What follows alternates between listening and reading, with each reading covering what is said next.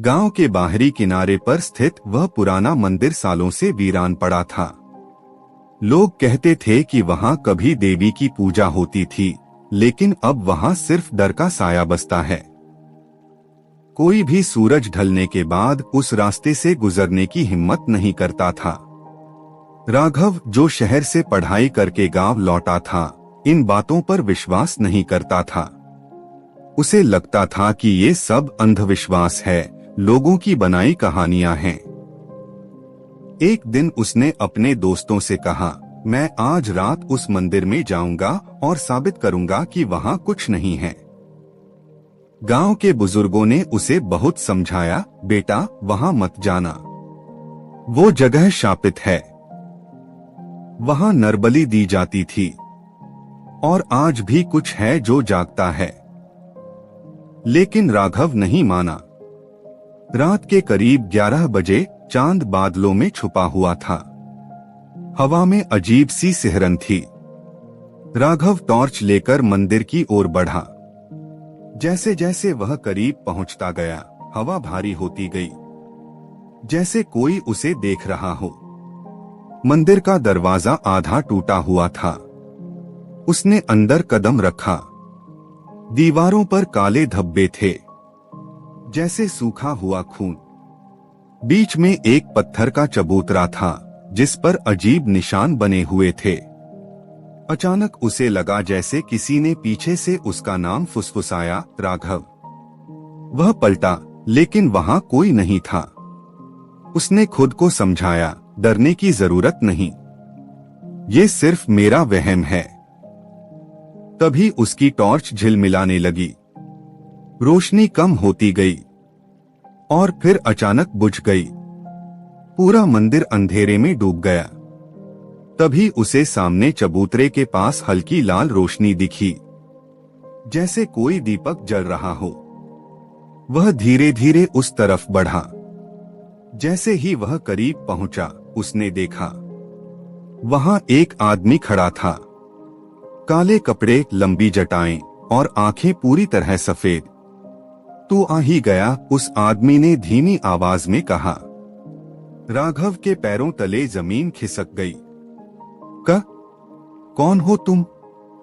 वह आदमी मुस्कुराया, मैं वही हूं जिसने इस मंदिर को जिंदा रखा है। यहाँ की शक्ति नरबलि से जागती है। राघव पीछे हटने लगा, ये सब बकवास है, मैं जा रहा हूं। लेकिन तभी मंदिर का दरवाजा अपने आप बंद हो गया। उस आदमी ने हाथ उठाया और अचानक चारों तरफ से अजीब आवाजें आने लगीं, जैसे कई लोग एक साथ कराह रहे हों।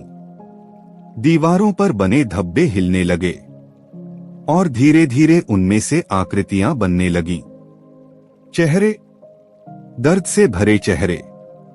ये वो लोग हैं जिन्हें यहां चढ़ाया गया था, वह आदमी बोला। राघव अब पूरी तरह डर चुका था। मुझे जाने दो, मैंने कुछ नहीं किया। लेकिन तू आया तो है, और मंदिर को एक बलि चाहिए, उसकी आवाज गूंज उठी।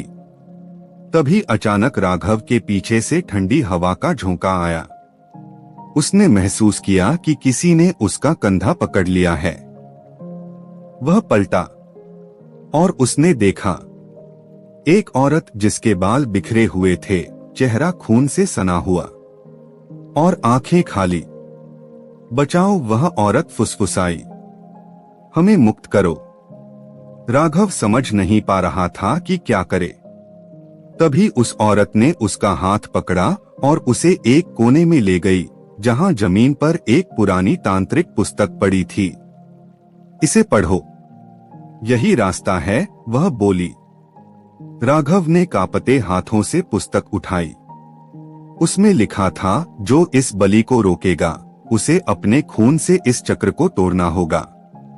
पीछे से वह तांत्रिक हंस रहा था, कोई नहीं बच सकता, ये चक्र कभी नहीं टूटेगा। राघव ने हिम्मत जुटाई। उसने एक पत्थर उठाया और अपने हाथ पर चोट मारी। खून बहने लगा। वह चबूतरे के पास गया और अपने खून को उन निशानों पर गिरा दिया। अचानक मंदिर कांपने लगा। जोरदार चीखें गूंज उठीं।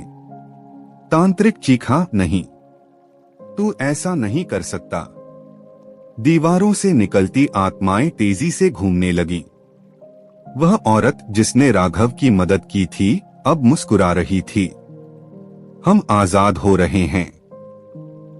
अचानक एक तेज रोशनी फैली और सब कुछ शांत हो गया। जब राघव की आंख खुली तो वह मंदिर के बाहर पड़ा था। सुबह हो चुकी थी। गांव वाले उसे घेर कर खड़े थे। तू जिंदा है, किसी ने कहा। राघव ने पीछे मुड़कर मंदिर की ओर देखा। अब वह मंदिर पूरी तरह खंडहर बन चुका था, जैसे वहां कभी कुछ था ही नहीं। सब कुछ खत्म हो चुका था। लेकिन उस रात के बाद गांव में एक अजीब बात होने लगी।